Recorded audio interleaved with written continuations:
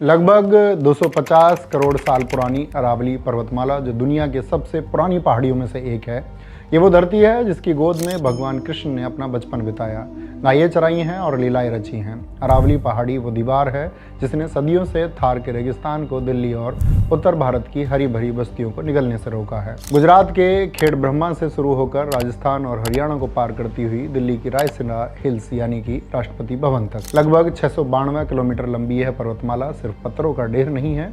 यह उत्तर भारत की वो फौलादी दीवार है जो थार के तपते रेगिस्तान को, गंगा यमुना के उपजाऊ मैदानों को निगलने और दिल्ली एनसीआर के क्षेत्रों की तरफ बढ़ने से रोकती है। पर समझने वाली बात यह है कि अगर अरावली से छेड़छाड़ किया गया तो रेगिस्तान ऐसे क्षेत्रों के दरवाजे पर खड़ा मिलेगा। अरावली सिर्फ एक सुरक्षा दीवार नहीं है बल्कि प्राकृतिक स्पंज भी है।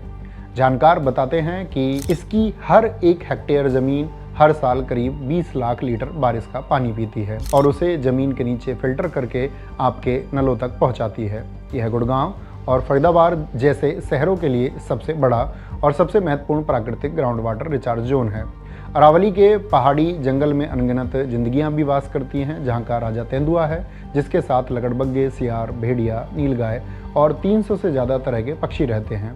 दौह के पेड़ अरावली जंगल की आत्मा है, लेकिन अगर यह दीवार गिर गई तो क्या होगा? पेड़ पौधे, पशु पक्षी तो खत्म होंगे ही। दिल्ली एनसीआर और राजस्थान के जयपुर, अलवर, उदयपुर जैसे बहुत से शहरों का भूजल का स्तर, जो पहले से ही पाताल में जा चुका है, पूरी तरह सूख जाएगा। जो थोड़ी बहुत नाम मात्र की स्वच्छ हवा आज दिल्ली और एनसीआर के क्षेत्रों को मिलती है, फिर वह हवा भी हवा नहीं रहेगी, बल्कि राजस्थान के थार रेगिस्तान की उड़ती हुई रेत होगी। हम डस्ट बाउल में तब्दील हो जाएंगे। यह सिर्फ जंगल या पहाड़ कटने की बात नहीं है, यह पानी और सांसों के अकाल की बात है।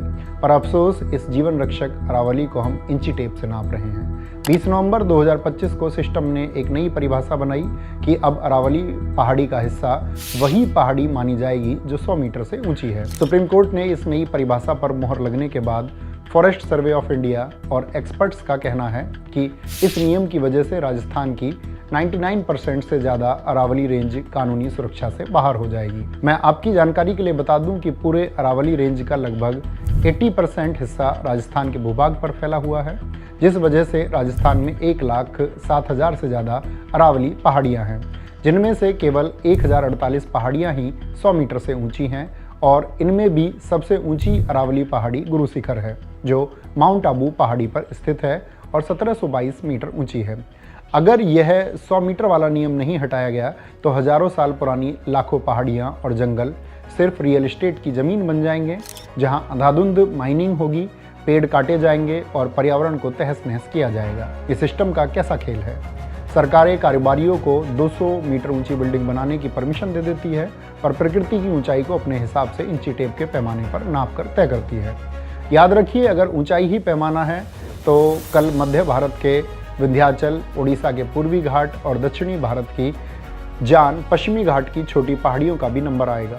दक्षिण के राज्यों में जहां पहाड़ नदियों का स्रोत है, वहां भी खनन माफिया और कारोबारी अरावली की ही तरह दलील देकर प्रकृति का विनाश करेंगे। सरकारें कहती हैं कि ऐसा करके हम देश का विकास कर रहे हैं। मैं आपको दूसरे देशों के एग्जाम्पल के साथ समझाना चाहता हूं कि सरकारें विकास कर रही हैं या विनाश। संयुक्त राष्ट्र पर्यावरण कार्यक्रम UNEP की परिभाषा कहती है कि पहाड़ सिर्फ ऊंचाई के पैमाने से नहीं बल्कि उसकी ढलान और जैव विविधता से तय होता है।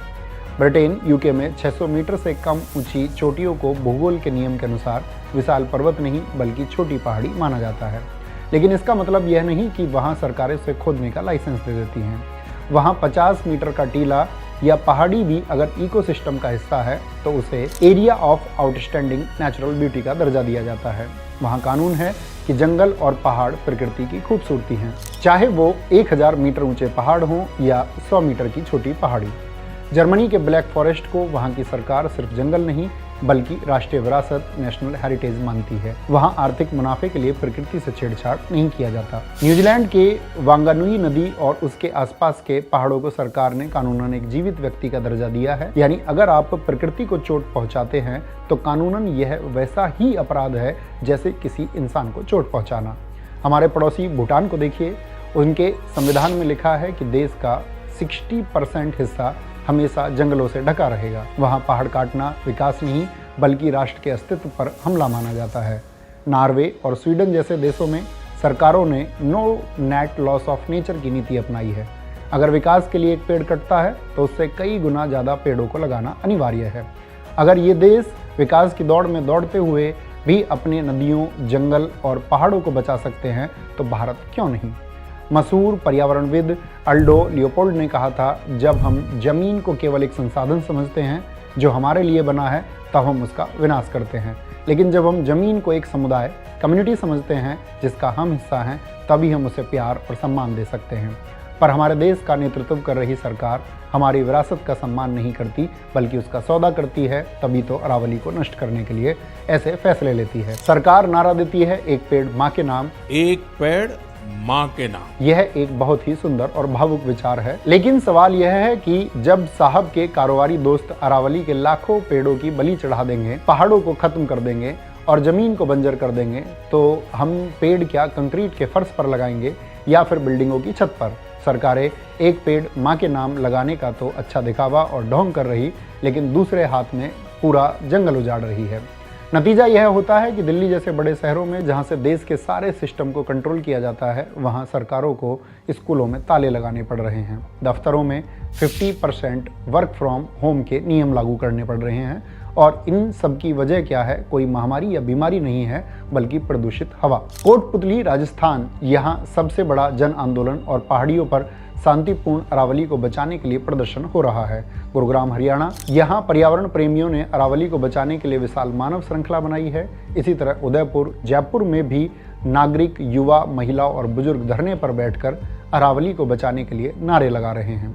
अरावली का घटना सिर्फ एक पहाड़ का गिरना नहीं है, यह हमारे फेफड़ों का फेल होना है।